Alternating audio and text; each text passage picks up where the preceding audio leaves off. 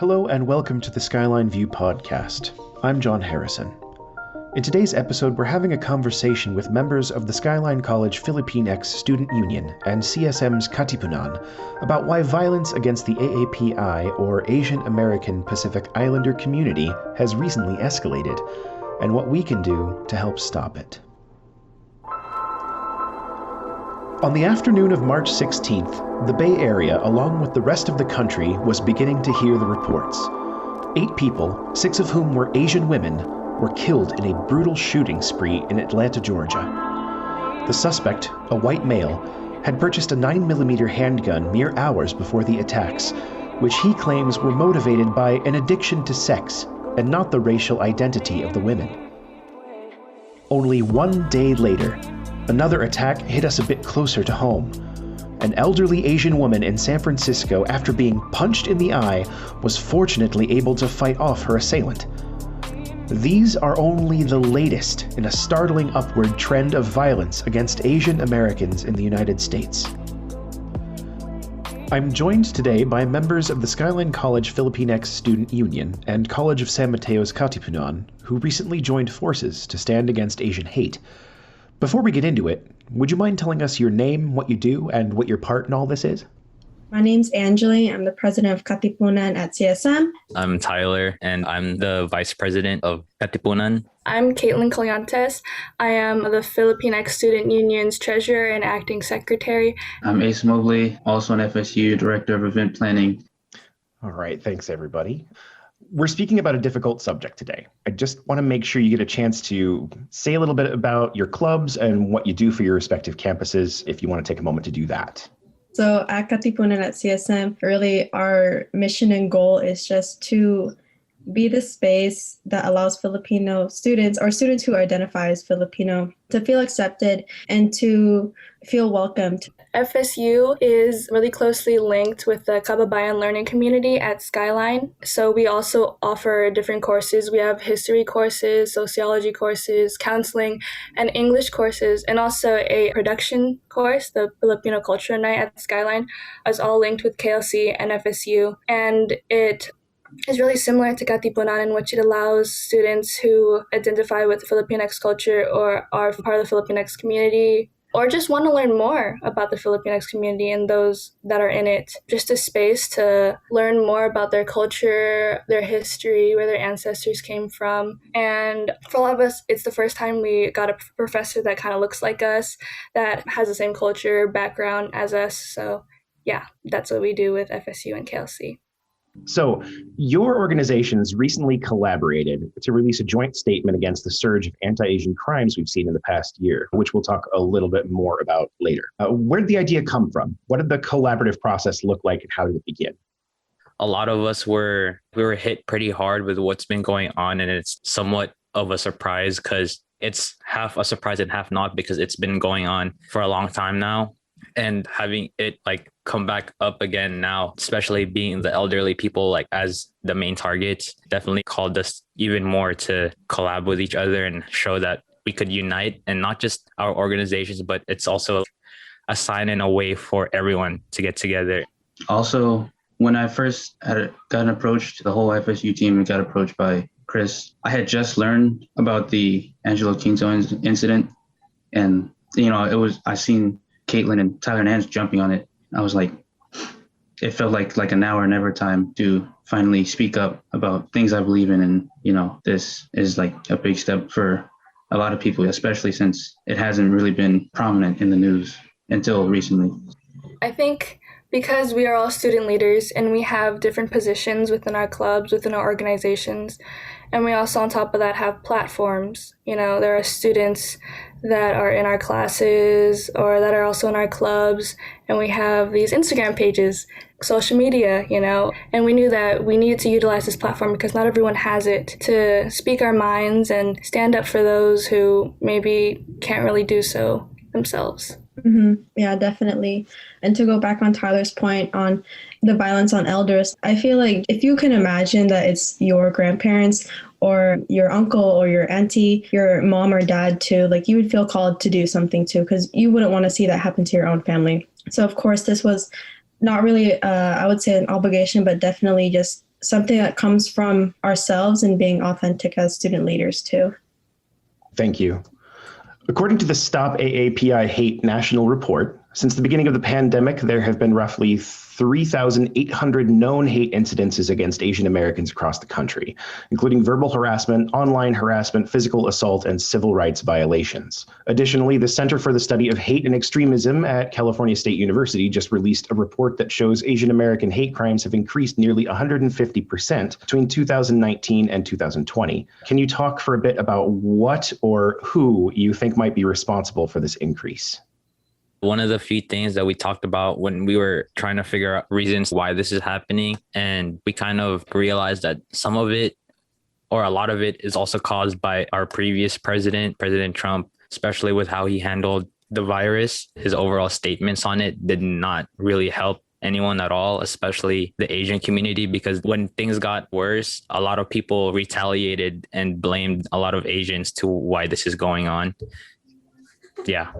I would also add too that, of course, with like leadership and government leadership, they're kind of going to be that representative for the whole country. And so when Trump started to make these statements, horrible statements, really, like, it just put us in a box, and it put us in a position of lesser than. And so, of course, when folks who kind of support that movement and support what he stands for, they're not going to know the other side of the story. They're not going to know what's happening with the Asian community because of those statements. So, of course, like, we want to make sure and address that what he says is not okay, and it's definitely not going to sit well with any of student leaders, government, local government leaders, and anyone else who really speaks on this too. And I guess maybe taking it back a little bit into more of historical context, a lot of the people that so strongly believe in supporting what former President Trump was saying are people who support white supremacy, and it's rooted in our country very deeply. So many laws, so many acts have been created to keep out Asian people from our country. And so they think about that, oh, well, we don't want Asian people here. They steal our jobs. They bring us this disease. And then on top of that, you have a president that is enforcing those by calling it the Kung flu, by calling it the Chinese virus. It just builds up this unjustified rage in them and makes them feel like they need to lash out at anyone who looks Asian, looks like they could be from China. And this is the result. The Stop AAPI Hate report makes it clear that the reported number of incidents is only a small fraction of what's really happening. And I can't help but think of the Me Too movement. When women began revealing that they were being subjected to traumatic experiences on a regular basis, I remember being shocked. Nearly every woman I knew had one of these experiences, and my privilege shielded me from that ugliness for a long, long time. If you're comfortable sharing, what are some experiences you or maybe your friends or family have had that illustrate the prejudices that Anglo-Americans have towards the AAPI community? And do you think it's important for people to speak out about these incidents? Oh my goodness.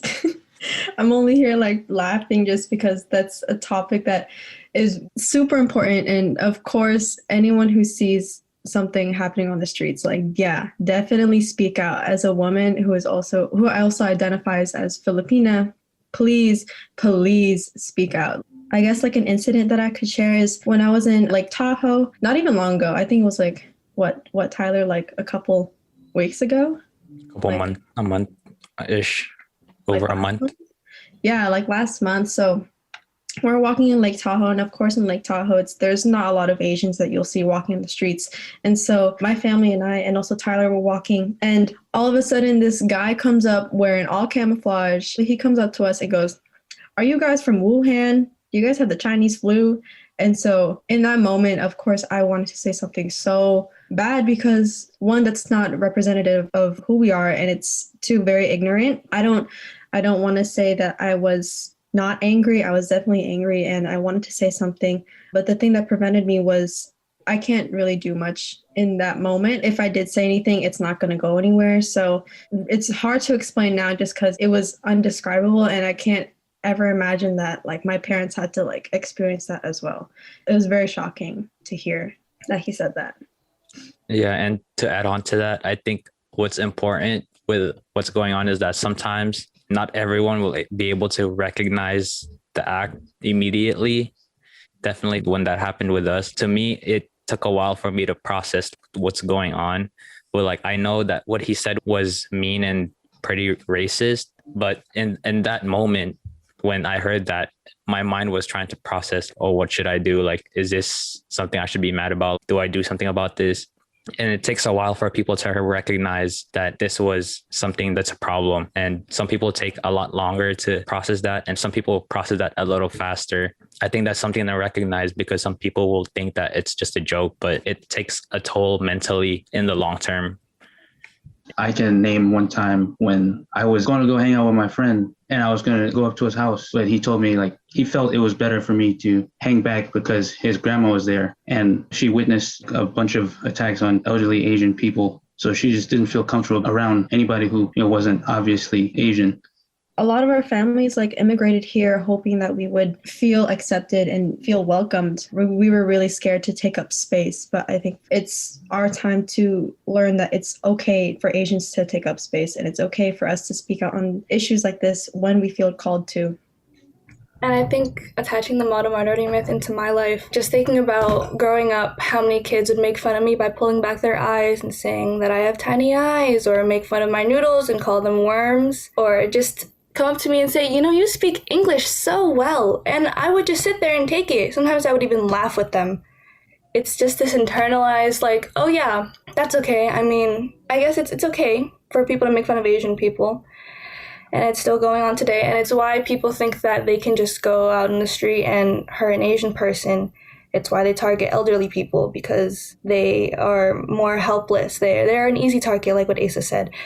And that was me when I was a kid, but even my dad, he is a mailman and he delivers mail in Pacific Heights in San Francisco. And I don't even think I could count all the times he has told me of something that he faced. And it's almost become normal. And whenever I ask him, well, why didn't you say anything about it? And he just kind of, he kind of just shrugs it off. So it's generational. The model minority myth is still present today, and we need to do something about it, really.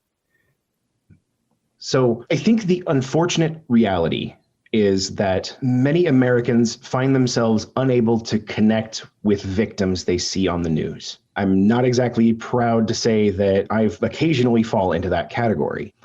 The amount of bad news in the world can be overwhelming, and I think sometimes it's easier for people to tune out than to feel their feelings. If you could look every one of your fellow Americans in the eye and tell them one thing to get them to realize how important this issue is and why they should care about it, what would that be? I love what you said, John, about not tuning into your feelings, because for me, that is one of the key things to do, is to understand, one, how are you feeling with it? What feelings can you recognize when you do see this on your phone, on the TV? Do you feel numb? Do you feel like it's not my business, And I would definitely tell people your feelings are valid. That's totally cool, right? The thing that would help us the most is what you do with those feelings. It's how you can be transformative with that numbness, with your anger, your confusion. How can you turn that into being supportive? It's so much easier to just keep scrolling if you see a post on social media, or change the channel, or maybe even turn it off if you're watching TV and you see yet another victim on the news. It's so much easier to do that. But I guess if I could just say one thing, it would be, it could have been you. I mean, it could have been you. It could have been your dad, your mom, your sister, your brother, your auntie, your uncle, your grandma, your grandpa. It could have been you. And maybe you don't think that they look like you, so it isn't affecting your community.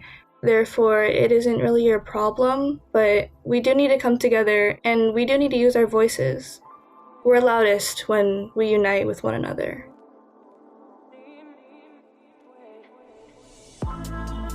Thanks to Anjali, Tyler, Caitlin, and Asa for their time. And thanks to our listeners. I encourage you to visit stopaapihate.org for some great resources on today's topic, or if you've been a witness to or a victim of anti-Asian hate crimes. And as always, we at the Skyline View would love to hear from you. Visit theskylineview.com to get in touch. Until next time.